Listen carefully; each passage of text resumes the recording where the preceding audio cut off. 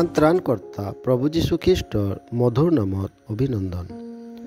পবিত্ৰ বাইবেলৰ যোহনে লিখা শুভবাৰ্তা 17 অধ্যায় 3 পদত আমি এইদৰে পঢ়িবলৈ পাওঁ, আৰু একমাত্ৰ সত্য ঈশ্বৰ যি তোমাক আৰু তুমি পঠোৱা যীশুখ্ৰীষ্টক জনা এয়ে অনন্ত জীৱন।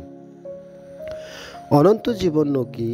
এই প্ৰশ্নৰ উত্তৰ প্ৰভু যীশুৱে ইয়াত দি আছে যে একমাত্ৰ সত্য ঈশ্বৰক আৰু প্ৰভু যীশুক জনাটোৱেই হৈছে অনন্ত জীৱন। ঈশ্বৰৰ জ্ঞান তেওঁবিলাকৰ মনত উদয় হৈছে, কিয়নো ঈশ্বৰে তেওঁবিলাকৰ মনত তাক প্ৰকাশ কৰিছে। তেওঁৰ অদৃশ্য গুণ, অনন্তকলীয়া সামৰ্থ্য আৰু ঈশ্বৰত্ব জগতৰ সৃষ্টিকালৰে পৰা তেওঁৰ কৰ্মৰ দ্বাৰাই দেখিবলৈ পোৱা যায়। আকাশ ঈশ্বৰৰ মহিমাক বৰ্ণনা কৰে আৰু আকাশমণ্ডল তেওঁৰ হাতৰ কলাক প্ৰকাশ কৰে। ঈশ্বৰৰ দ্বাৰাই গঠিত মানুহ ঈশ্বৰৰ সৃষ্টিৰ কীৰ্তিস্বৰূপ। কিন্তু মানুহে ঈশ্বৰক জানিও তেওঁক ঈশ্বৰ বুলি তেওঁৰ গৌৰৱ কি ধন্যবাদ নকৰিলে, কিন্তু নিজৰ তৰ্ক বিতৰ্কত মিছা হৈ পৰিল আৰু সিহঁতৰ অবোধ হৃদয় অন্ধকাৰময় হ'ল।